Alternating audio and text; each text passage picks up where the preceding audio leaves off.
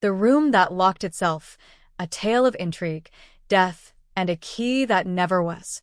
The rain fell in quiet sheets that evening, whispering against the rooftops of Hollow Street. The town was small, old, and nearly forgotten, the kind of place where people still locked their doors at sunset and whispered stories about the houses that stood too long in silence. Among them stood the Blackwell Manor, a grand but fading structure at the very end of the street. Its tall windows were dark, its wooden frames scarred by time, and its once golden gates now hung rusted and bent. No one had lived there for years, at least, not since the strange disappearance of Margaret Blackwell, the lady of the house, 2 decades earlier. That night, the silence broke. The caretaker, Thomas Grange, had gone to check the house after neighbors complained of strange lights flickering through the windows. He was an old man with shaking hands and fading eyesight, but he still remembered how the locks worked, or so he thought. When he entered, the air smelled of damp wood and dust. The halls were lined with portraits of people whose faces seemed to follow him. His flashlight trembled in his grip as he walked deeper, past the grand staircase, into the east wing, the one that had always been kept shut. At the end of the corridor stood room 9, the study. The door was closed. Thomas frowned. No one had entered that room since the Blackwell family tragedy. Yet now, faint light glowed beneath the door, as if someone were inside. He reached for the handle.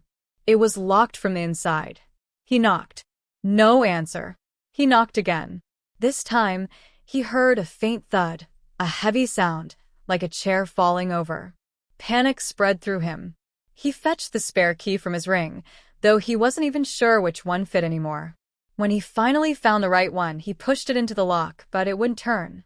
It was jammed solid, as though something inside was holding it shut. He called out again. Nothing. Only silence. Thomas hurried to find a crowbar from the shed. It took him nearly half an hour to pry open the door, his breath ragged, his hands slick with rain and fear. When he finally forced it open, the hinges screamed like they hadn't been used in decades. Inside, the study looked untouched, old books covered in dust, a window half open to the storm, curtains fluttering in the cold wind. And on the floor, beside the desk, lay a man, lifeless, his face pale, his eyes staring blankly at the ceiling. Thomas froze. He had seen death before, but not like this. There was no sign of struggle, no blood, no broken glass. Only that the door had somehow locked itself, and the key was still in the man's hand. The next morning, Detective Clara Wren stood before the manor gates, her coat collar turned up against the chill. She was known in the city for solving strange, impossible cases, crimes that seemed to laugh at reason. When she arrived, the police had already cordoned off the area. The coroner had taken the body, but whispers ran through the gathered crowd. Some said the man was a thief. Others claimed he was a distant Blackwell heir. And a few swore they had seen the lights flickering for nights before the death. Inside, Clara met with Thomas, who sat trembling in a chair by the entrance. His wrinkled hands gripped his cap as he spoke. "It was locked, miss. I swear it. Locked from the inside. But when I broke in, there he was. And the key, he was holding it, dead as stone." Clara nodded quietly, her sharp eyes scanning the dim hallway. The air felt heavy, like the house was holding its breath. She made her way toward the east wing. Dust floated in the air like tiny ghosts. Every step echoed through the hollow corridors. When she reached room 9, she paused. The door had been left open now, its hinges twisted from the force of the crowbar. She stepped inside. The faint smell of burnt paper hung in the air. On the desk lay a single candle, melted down to a stump. The drawers were open, papers scattered. Yet everything else, the shelves, the curtains, the books, seemed untouched by time. Clara turned to the old lock on the door. It was ancient, mechanical, and sturdy, not something that could jam easily. She examined it closely. The mechanism was rusted, but functional. No signs of forced entry. Then she noticed something odd. On the floor, beneath the man's outline marked by police chalk, was a small, thin object, not metal, but glass. A broken key. She crouched down, picking it up with gloved fingers. Half of it was missing. And yet, according to Thomas, the dead man had been holding the only key. Clara's brow furrowed. 2 keys. One metal, one glass. But the question wasn't just how the room locked itself, it was why.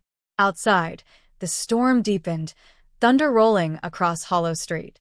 As Clara stepped out to breathe, she looked up at the windows of the East Wing. For a moment, she thought she saw a shadow, a figure standing at the glass, watching her from room 9. When she blinked, it was gone. The detective's instincts whispered. The case was only beginning.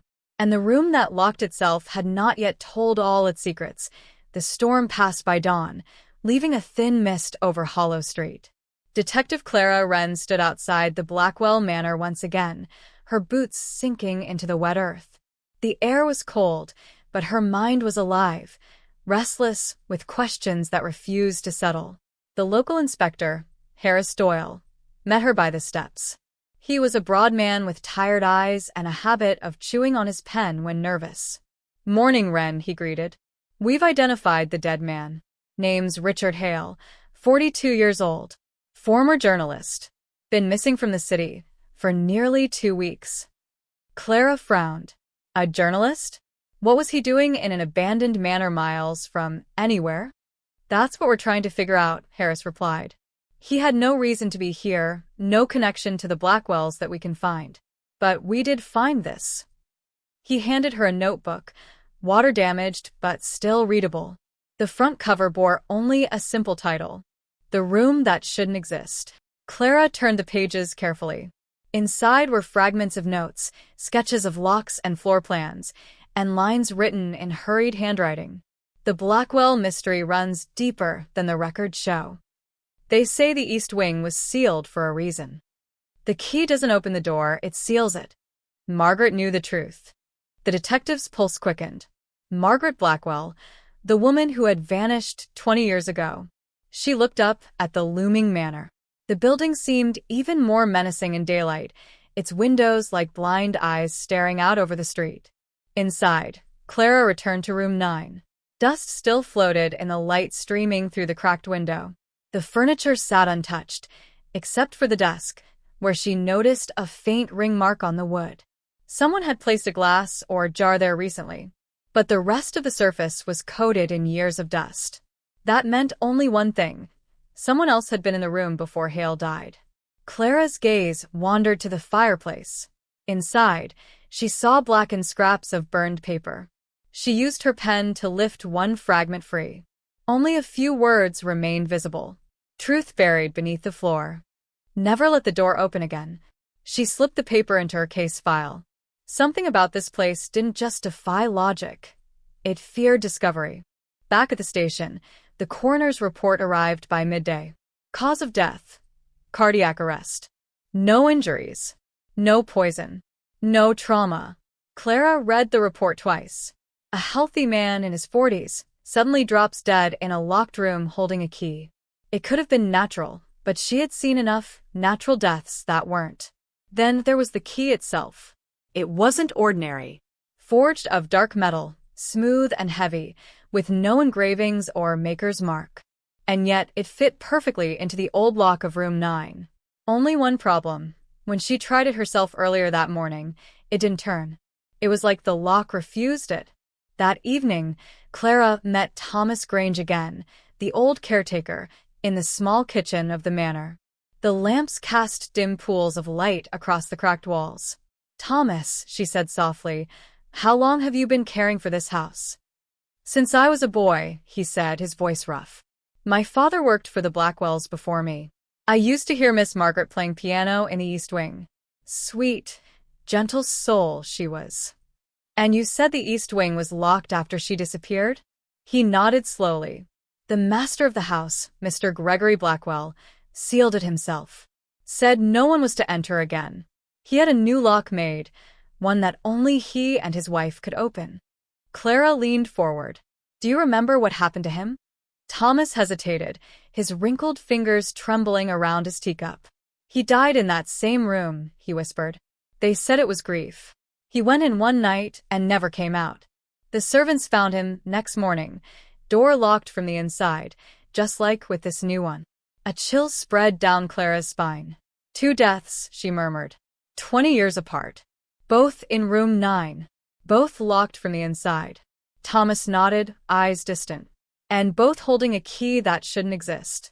That night, unable to rest, Clara returned to her rented flat and spread the case materials across her desk. The photo of Hale's body. The sketches from his notebook. The old blueprint of the manor. The burned note fragments. She began to draw connections. According to the blueprint, room 9 was supposed to have 2 doors, one leading into the hall, and another small one leading into a storage space behind the wall. But in the current building, there was no second door. Only smooth plaster, where one should be. Someone had hidden it. She circled the note from Hale's journal. The key doesn't open the door, it seals it. A theory began forming in her mind. What if the key wasn't made to unlock anything? What if it was designed to trap something or someone inside? The next morning, Clara returned to the manor with Inspector Harris and 2 constables. "This is the wall," she said, pointing to the far corner of room 9. "According to the original plans, there should be a small passage or a room behind it." Harris frowned. "You're suggesting there's a hidden chamber?" "Something like that." They began to tap along the wall. After a few dull thuds, a hollow sound echoed. One of the constables pried at the edge of the wood paneling. With a loud crack, it came loose, revealing a narrow door, sealed shut with iron bolts and thick cobwebs. "Good God," Harris muttered. "That's been hidden for years." Clara's heart pounded as she examined the bolts. One of them looked newer than the others, recently replaced. Someone had tampered with this in the past few months. "Bring the crowbar," she said. It took them several minutes to force the door open. The air that rushed out was stale and heavy, like the breath of something long buried. Inside was a tiny, windowless room, no bigger than a closet. In the center stood an old wooden chair, and on it a small iron box. Clara carefully lifted it into the light. The box had the same dark metal finish as the key. She turned it over, no lock, no hinges. Only an engraved message across the lid. "Truth must never leave this room." When Clara opened the box, her breath caught. Inside was a small folded letter, yellowed with age. It was written in elegant cursive handwriting. The signature at the bottom read, "Margaret Blackwell." She began to read. "To whoever finds this, know that my husband Gregory is not what he seems. He believes the house speaks to him, that it tells him secrets. He made a room that would lock itself to contain what he found. But the room doesn't keep things out. It keeps the truth in. I fear it may one day claim another life. And the key he made is not real. It opens nothing, and yet everything ends with it." Clara's mind reeled. A room that locks itself. A key that opens nothing. A curse that repeats. And now, 20 years later, it had happened again. As she folded the letter back into its box, she noticed something she hadn't before, etched faintly along the inner rim of the metal. "Made for the one who should never return." She felt the temperature of the room drop. The light dimmed slightly, though no clouds covered the sun. Then, from behind her, came the faint sound of a door clicking shut. She turned sharply. The main door to room 9, the one they had left wide open, was now closed. And when she rushed to it, her blood ran cold. It was locked. From the inside, the sound of the lock sliding into place echoed through the room like a heartbeat. Detective Clara Wren froze, her hand still resting on the edge of the desk. The other officers turned at once, their faces pale in the dim light. "Did you close that?" Inspector Harris asked, voice tight. "No," Clara replied quietly. "No one did." Constable Peter hurried to the door and tried the handle. It didn't move. He shoved his shoulder against it, but it held fast, as though something far heavier than a simple bolt was keeping it closed. "It's locked," he said breathlessly. From inside, Clara felt a cold wave crawl down her back. "We're inside," she whispered. "That's not possible." For a long moment, no one spoke. The only sound was the soft tick of the broken grandfather clock in the corner, counting seconds that seemed to stretch longer than they should. Finally, Harris forced a shaky laugh. Probably just an old mechanism catching in place. Thomas said these locks are tricky. But Clara wasn't convinced. She stepped toward the door and examined the keyhole. The old iron edges gleamed faintly, but there was no key inside it. The lock had engaged itself. Her gaze shifted toward the small, sealed chamber they'd just uncovered, and the iron box still open on the floor. The letter from Margaret Blackwell rested inside. The ink faded, but the warning clear. The key he made is not real, and yet everything ends with it. Hours later, the constables managed to pry open the door using tools from the van. When they finally stepped out, none of them looked back. The air outside felt clean again, alive. But Clara lingered. She turned back toward the room, her instincts pressing her to look once more. The house felt aware, almost like it was watching her leave. That night, she took the iron box and led her back to her flat for safekeeping. She placed them on her desk and poured herself a cup of coffee, though her hand still trembled from the encounter. She reread the letter by lamplight, tracing Margaret's handwriting with her eyes. He made a room that would lock itself to contain what he found. Contain what? Was Gregory Blackwell trying to protect someone or trap something? Later that night, Clara received a call from Inspector Harris. "Wren, you'll want to come down here," he said. "We went through Hale's belongings again. There's something you should see." At the station, Harris handed her a small envelope retrieved from the victim's jacket pocket. Inside was a photograph, black and white, old, creased with age. It showed the Blackwell family standing in front of the manor. Gregory, Margaret, and a young girl, maybe 6 or 7 years old. Clara frowned. "There's no record of a child in the Blackwell archives." "Exactly," Harris said. "There's no mention of her anywhere. Birth records, death records, nothing. It's like she never existed." The back of the photograph had a note written in faded ink. "For my dearest Lillian, the key is yours now." Clara stared at the words, realization slowly dawning. Lillian Blackwell, the missing daughter. "Maybe Hale came here looking for her," Clara murmured. "Or what happened to her?" Harris rubbed his chin. "If she existed, she'd be in her 20s by now. But where's she been all this time?" Clara glanced back at the photo. The child's eyes seemed strangely alive, almost too sharp for an old picture. And the faint outline of room 9's window could be seen behind them. The next day, Clara returned to the manor alone. The rain had stopped, but mist coiled through the air like smoke. Inside, the silence felt deeper now, heavier, like the house knew she was coming back. She climbed the staircase to the east wing. Each step creaked beneath her boots, echoing in the stillness. When she reached room 9, she paused at the door. The lock was untouched, yet she felt resistance, like the air itself didn't want her to enter.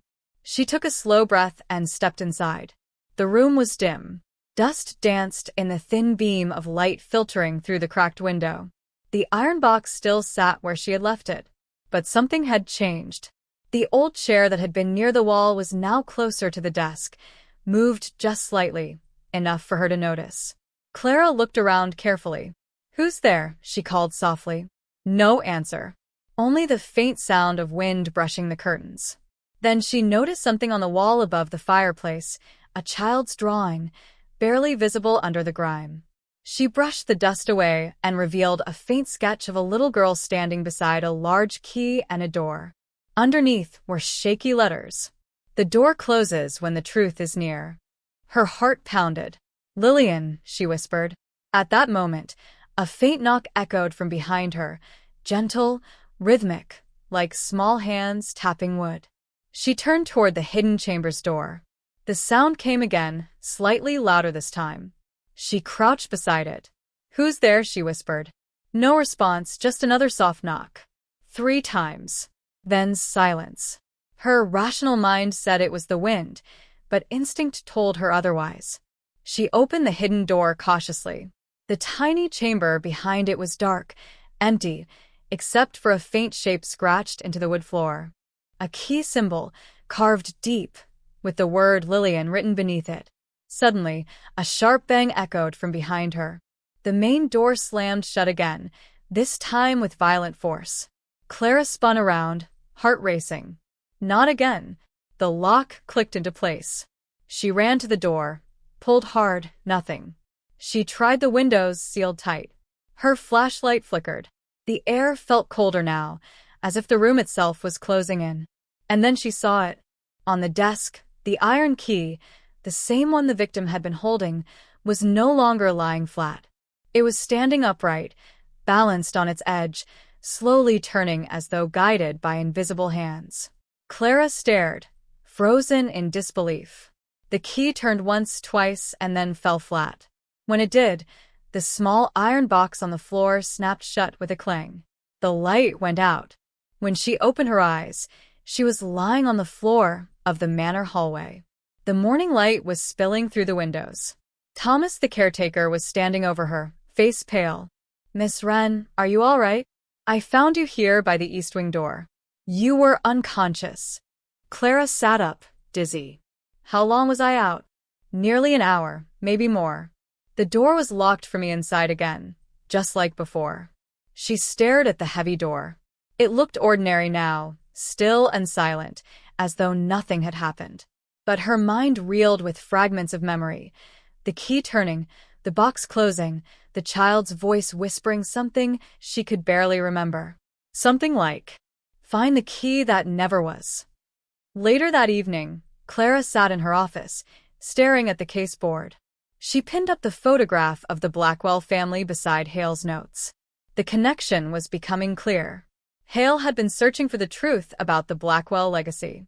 He had uncovered the daughter's existence and something about room 9.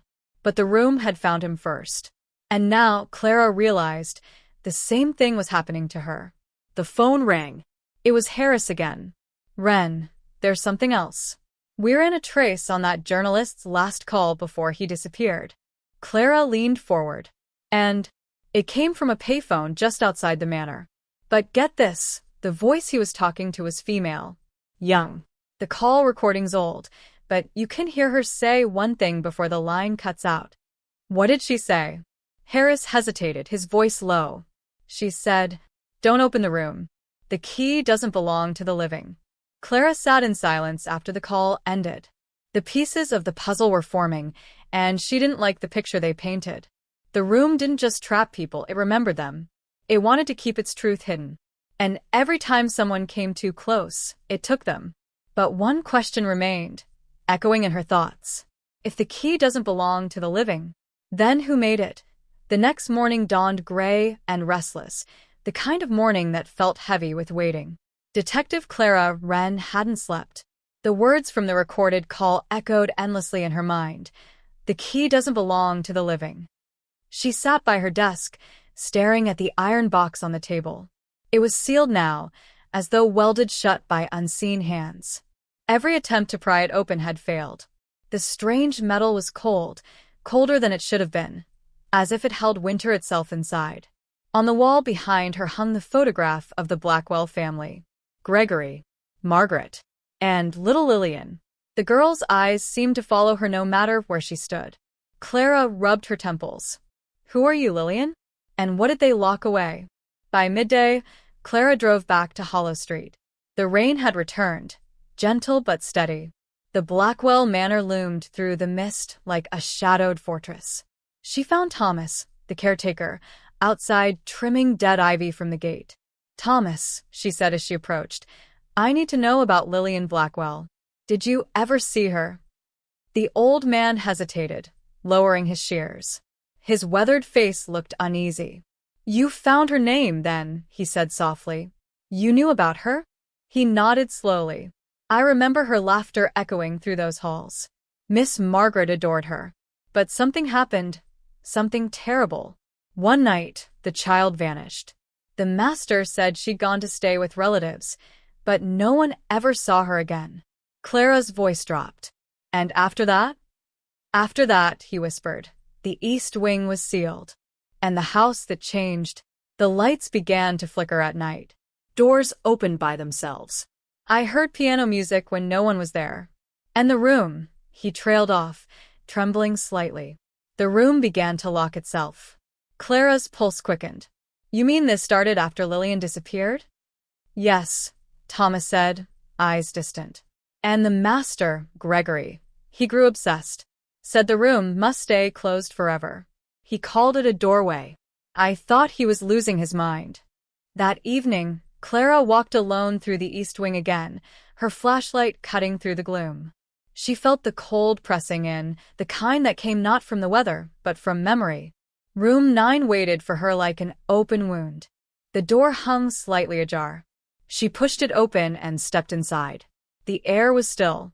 She spoke aloud, her voice steady but soft. Lillian Blackwell, are you here? Silence. Then, a faint creak, the sound of a chair shifting across wood. The old piano in the far corner, untouched for decades, gave a single low note. Clara froze. The key on the desk rattled once, then went still. She forced herself forward, toward the piano. Dust coated the keys. She pressed one, it was silent. She pressed another. Silent again. But when she lifted her hand away, a soft, other note sounded on its own, like an echo from somewhere far away. Then she heard a whisper. Faint. Childlike. Right behind her. He locked me in to keep the truth safe. Clara turned sharply. Lillian? The air rippled slightly, as though disturbed by something unseen. For a moment, she saw the faint outline of a small figure, translucent, flickering, a little girl in a white dress, standing near the desk. Who locked you in?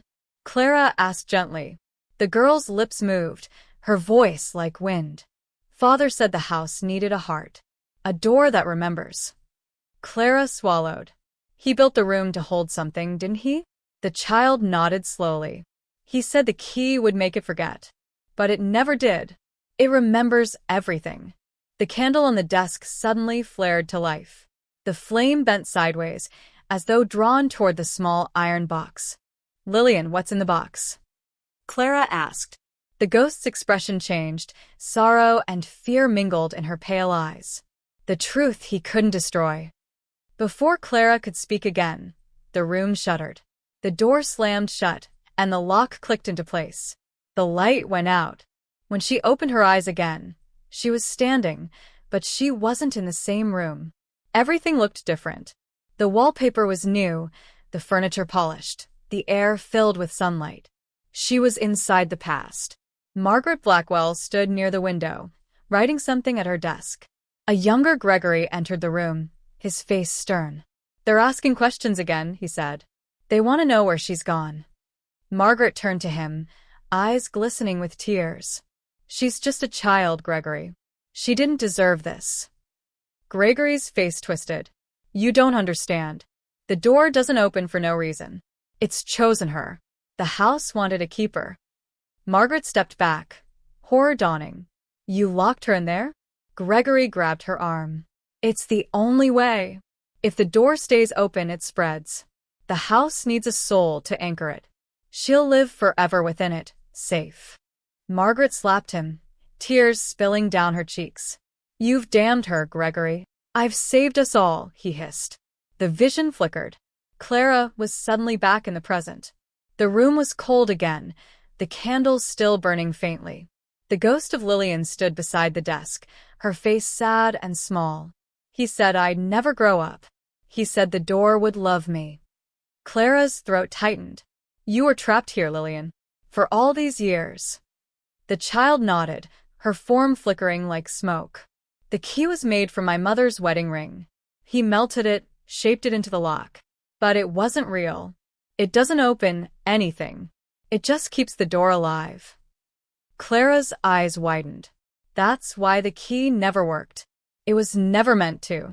It remembers him, Lillian whispered. It remembers everyone who touches it. Suddenly, the iron box rattled on the floor. It vibrated violently, as though something inside was trying to escape. Clara stepped back. Lillian, what happens if I open it? The child's voice became faint. Then the house will remember everything at once. The box split open with a metallic scream. A rush of cold air flooded the room, carrying whispers, overlapping voices, cries, and the echo of slamming doors. The portraits on the walls began to shudder, their painted eyes moving. Clara fell to her knees, clutching her head. She could hear the words now, dozens of voices whispering the same thing over and over. The door must stay closed. Through the chaos, she saw Lillian standing still, her outline fading. "Lillian," Clara shouted. "How do I stop it?" The girl's voice came one last time, faint as breath. "Find the key that never was. The one that opens nothing." And then she was gone. The room went silent. The light returned slowly, flickering weakly. The iron box lay open, empty now. Clara stood shakily. Her heart pounded, but her resolve hardened. There was only one thing left to do. To find the real key, the one Gregory never made, the one that could end the curse. She turned toward the desk, where a single piece of paper had appeared, fresh ink glistening across it. It was a blueprint, a drawing of the Blackwell Manor's foundation. And at the very bottom, in neat, unfamiliar handwriting, "The truth is buried beneath the house." Clara pocketed the blueprint and stepped out into the rain. The house creaked softly behind her, as though sighing with relief or warning. The mystery of the locked room was no longer just about death. It was about a legacy of guilt, a father's sin, and a child bound to a door that never forgot. And Clara knew that before the truth could rest, she would have to face what lay buried beneath. The night fell heavy over Hollow Street once again. Clouds moved like bruises across the sky, and a strange silence clung to the air, the kind that came before something terrible broke loose. Inside Blackwell Manor, Clara stood alone in the East Wing. The others had gone. The police had left after combing the area for hours, but the detective knew the story wasn't finished. The house itself was keeping her there, whispering through the creaks of its floorboards. She placed the glass key on the desk beside the rusted metal one found in the victim's hand. Two halves of a truth that never seemed to meet. One physical, one symbolic, like life and death, locked together. A gust of wind rushed through the half-broken window, scattering papers across the floor. Clara bent to pick them up and froze. On one sheet, the faint writing shimmered in the flicker of her lantern. It wasn't ink but something pale, like dust or ash, pressed into the paper. "The room remembers who enters it." Her heartbeat quickened.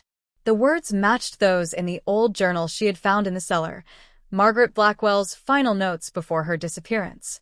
The journal had mentioned an experiment, a way to trap memories inside a room, using chemical vapors and sound resonance.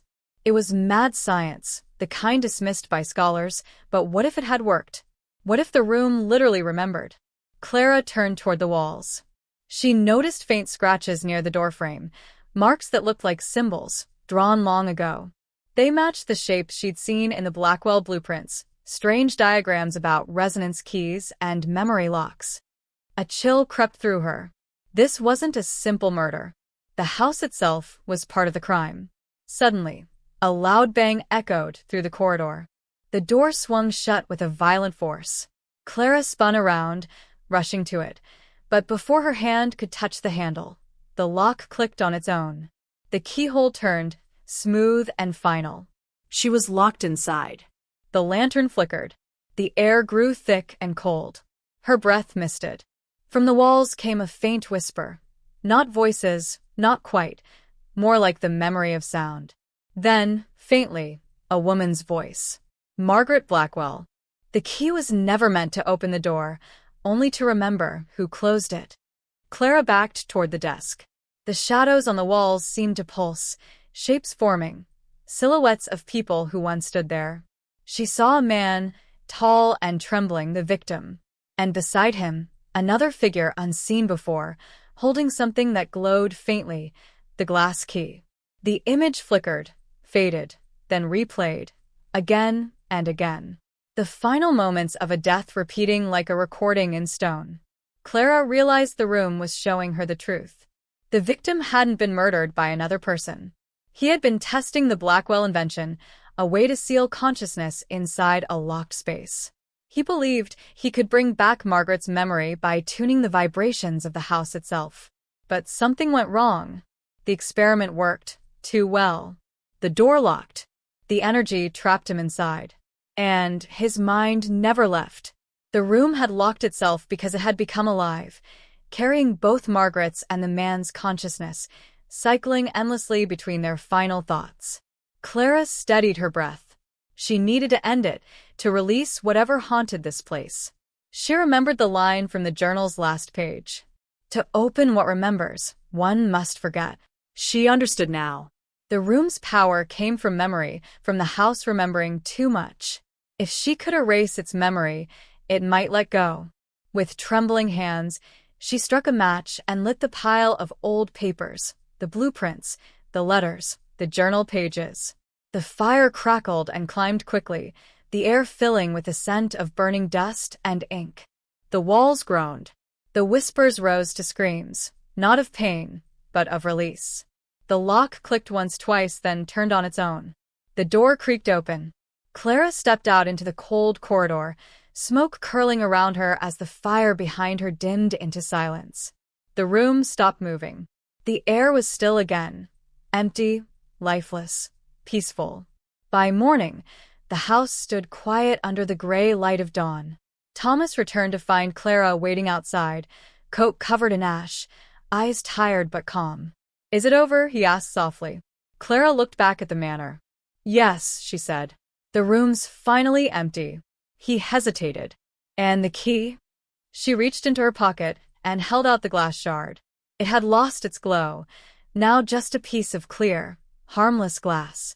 "It never opened anything," she said. "It only remembered." Thomas nodded slowly, though he didn't understand. Few ever would. Later, as Clara drove away from Hollow Street, she glanced in her rearview mirror. The house faded into the mist, its tall windows now dark once more. But for the briefest moment, in the top window of the east wing, she thought she saw a faint reflection, like two figures standing side by side, watching her go. Then the light blinked out, and the manor was gone behind her. Epilogue. Months later, a new family purchased the old Blackwell Manor, planning to restore it. They began with repairs, repainting, and unlocking the sealed rooms. When the workers reached room 9, they found the door strangely easy to open, as if it had never been locked at all. Inside, the room was clean, calm, and quiet, but carved faintly into the wall above the fireplace were the words, "Some doors remember. Some keys never existed."